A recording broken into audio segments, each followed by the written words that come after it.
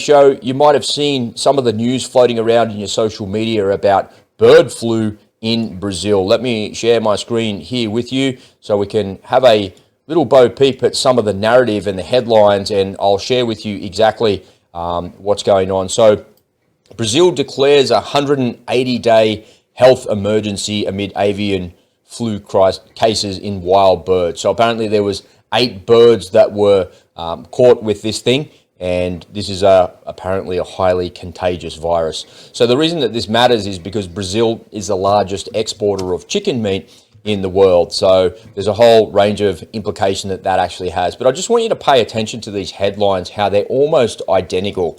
But at the same time, how else would you want the headlines to be if the government is putting out a press release about what it is that they're doing? But look how close that they are. Brazil declares 180-day animal health emergency.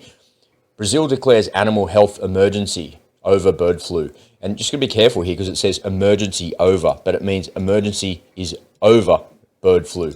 Brazil declares animal health emergency. See how they're saying all the same things? So this is the narrative in real time, folks. Brazil declares 6-month emergency after avian flu. So look at the word emergency. 1, emergency. 2, emergency. 3, emergency. 4, and 4 different places. Have we got 5 out of 5? 5 out of 5. There we go. Brazil declares 180-day animal health emergency amid avian flu cases in wild birds. So this is a very, very scary proposition. And for me personally, I think it's something that is...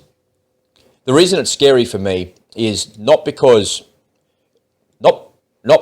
there's a potential for another bird flu. The reason it's scary for me is the massive government overreach that we've seen.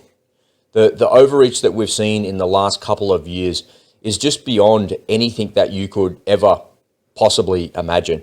And they've tried to control the narrative. Let me just try and play a video here for you. Just let me know, Ed, if you can hear this video. So I'm not sure if you'll be able to hear it. If you can't hear it, I'll just kind of share exactly what it is. So let me know if you can hear that. Can you hear that, Ed? Nope. No sound. So that's a report with Chris Kenny and Senator, his name's Senator Alex Antic. So for some reason it's not showing the sound there. That's an issue on my end there. And what's come out just in the last couple of days, there's a report on government censorship, and it's been shown that the Australian government had censored social media, so Facebook, Twitter, and Instagram, and they'd done that on more than 4,000 times over the couple of year period that we lived through COVID. So essentially what that means, so let me just say that again. The government censored more than 4,000 posts on Facebook, Instagram, and Twitter over that period.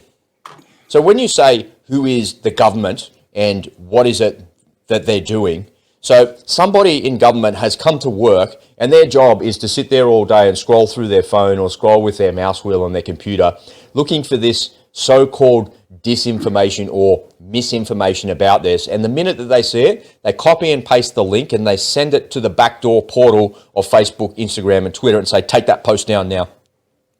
And the reason that the government, well, here in Australia, we're not censoring anything, we're not doing anything, but it's come out that some bureaucrat, some deep state bureaucrat has been told to get rid of those posts. But who is that person that was responsible for that? Or who are the team of people responsible for that? Who are the team of people that decide they're the arbiters of truth?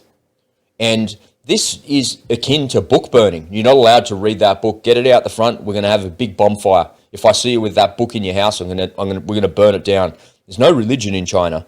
There's no religion in North Korea. There's no religion in communist countries, because people who have free thought and free expression of thought and to worship at the gods of whoever they want to worship at means that they're not worshiping at the gods of communism or the gods of socialism. And here in Australia, we've seen that massive overreach. I just want to know who the arbiters of truth were, because it turns out that every single thing that they did was wrong and was a lie. So it shows that the arbiters of truth in government are liars, and these people will lie and do anything that they can to get you to be compliant with what they need you to do. And This is overreach at a scale you just couldn't possibly imagine. And nobody is saying anything about it. There's one report by one senator on all of YouTube about that, and everyone just goes, oh yeah, whatever. But then I show you in 5 different tabs on my computer in less than 5 minutes of searching for a headline that government in Brazil is doing the identical thing. The identical thing. So they say it's H1N5. That's the strain of bird flu that they're talking about, H1N5. When you read the articles, that's what it is, right? And when you look at it, they show you all of these medical images of, somebody they're doing things in a laboratory, like they're testing or whatever, right? But what they never show me, they never ever show me, and I've still to this day never seen it. What does it actually look like under a microscope?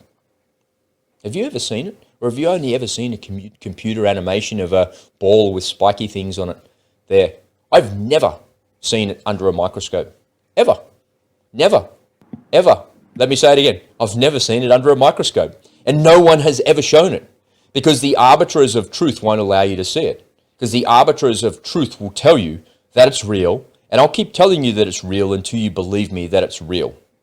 And we see these government narratives happening all day, every day in plain sight. There was 2 that happened, well, maybe this is a bit kind of more extreme because the first casualty of war is truth, of course. But when we look to Ukraine, the Russians have clearly taken Bakhmut, but President Zelensky, when asked at a news conference, what's going on with Bakhmut, and he said, oh, it's a tactical victory for us. I'm like, are you kidding me? You lost a city that had 80,000 people in it. It was being destroyed and burnt to the ground. You've lost it, and you're saying that that's a tactical victory? Yesterday, there was Russian troops, apparently, driving over the border into Belgrade in American Humvees and MRAPs. And I'm going, but there's no Ukrainians invading Russia. And the State Department said, hey, whatever you do, don't be invading over there. Oh, but if you want to actually go and conduct the war the way you want to conduct it, you just do what you need to do, right? So they're kind of waving a big stick, but then doing something completely different over there. And the arbiters of truth in the Ukrainian government would have you believe something completely and totally different that's actually happening. I can see it with my own 2 eyes on a video on Telegram. I can't show you the content. I'm not allowed to show you because the arbiters of truth here on YouTube won't allow you to see it. But I can talk about it. I can speak. They can't stop me from speaking so long as they don't say the words that they don't want me to say. I can speak around all of these things. The massive government overreach that we've seen in Western society in the last couple of years is moving us towards a socialist technocracy of the likes we've never possibly seen before or can't really even comprehend or begin to imagine. And the fact that there's government bureaucrats here in Australia responsible for looking at social media and taking down posts shows me that we haven't learnt the lessons of communism or socialism from the past. And those people that are doing it just have absolutely no idea about the implications of what it is that they're doing as it relates to the destruction of free speech and as it relates to people just wanting to be left alone to live their lives in peace. And these governments are we have too much government in our lives, Ed. Anyway, that's my little unspoken truth rant that I've got off my chest for 10 minutes. That's why I have a microphone and a camera, so I can say these things and express myself, which is a good thing. What do you think about all that, mate? You feel better, Rob? You feel better? I just need a drink of my coffee here. I feel a little bit better, yeah. Well, listen, one could argue that our current government officials did learn those lessons from communism. And they say, you know what? Because communism didn't last for quite a while there. Sure, Soviet Russia did in the end fall, but they were able to keep control of their populace for decades. And so they had their ways of doing it. So maybe our current people say, well, hey, they got away with this for decades. So why don't we give it? Listen, a lot of people in our government, they are socialists and communists, at heart. So, and just like, you and I have talked about this many times before, I'm sure that Hitler and Stalin, they didn't think they were bad guys, right? They thought they were patriots, right? So isn't that there a Monty Python skit where there's 2 German soldiers and they're like, are we the bad guys? Yeah. Remember that? It's a Monty Python skit. I don't remember that one, but I can totally picture it. Yeah.